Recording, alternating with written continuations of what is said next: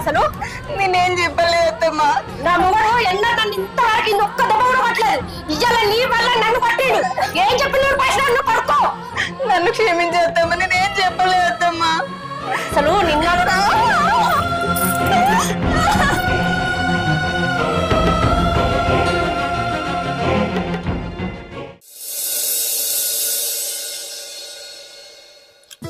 అమ్మా బిడ్డ రాధిక బిడ్డ.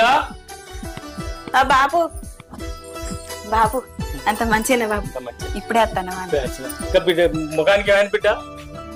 ఇవే బాబు కూర వండుతా అంటే పోసిత్తుల మీద పడ్డాయి. అట్లా పడ్డాయి బిడ్డ? అది తగ్గిపోతుంది. తగ్గిపోతే కూర్చోవి, మంచిది